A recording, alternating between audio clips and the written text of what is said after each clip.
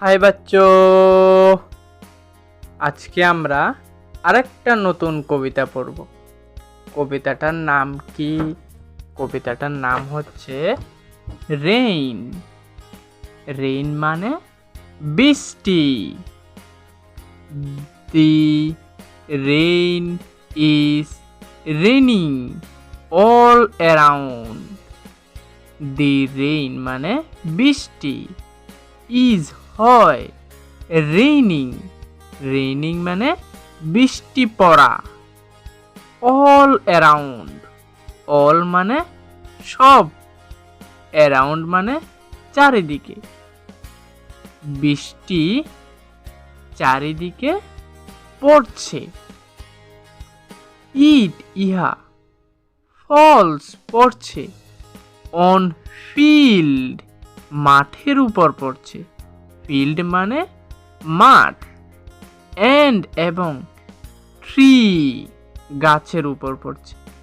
তাহলে বৃষ্টি কোথায় কোথায় পড়ছে? তোমার চারিদিকে এবং মাঠের উপর আর গাছের উপর। It rains on the umbrella here. এই ছোট্ট মেয়েটা বলছে ইট ইহা রেইনস পড়ছে, এই বৃষ্টিটা পড়ছে। কোথায় পড়ছে? On the umbrella. আমব্রেলা মানে ছাতা, ছাতার উপর বৃষ্টি পড়ছে। And on the ship at sea. এবং কোথায় বৃষ্টি পড়ছে? আর অ্যান্ড এবং অন দি শিপ জাহাজের উপর। শিপ মানে জাহাজ। অন দি শিপ জাহাজের উপর, এট সি সমুদ্রে। সি মানে সমুদ্র, সমুদ্রের জাহাজের উপরও বৃষ্টি পড়ছে।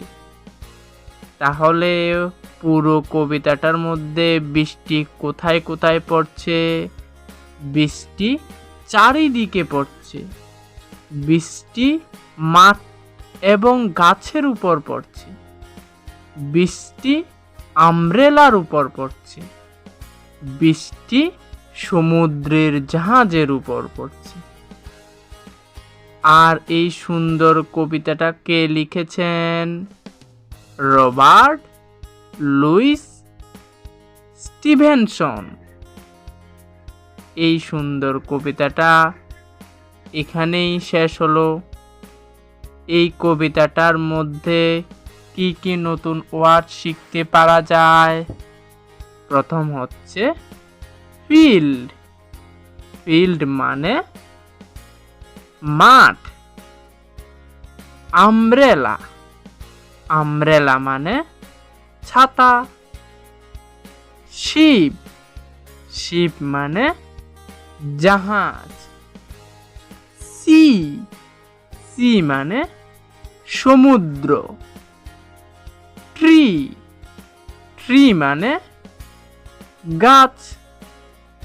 রেইনিং। রেইনিং মানে বৃষ্টি পড়া।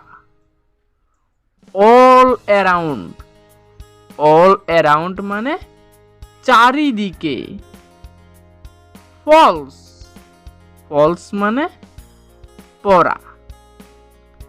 আজকের জন্য এতটুকুই। বাই।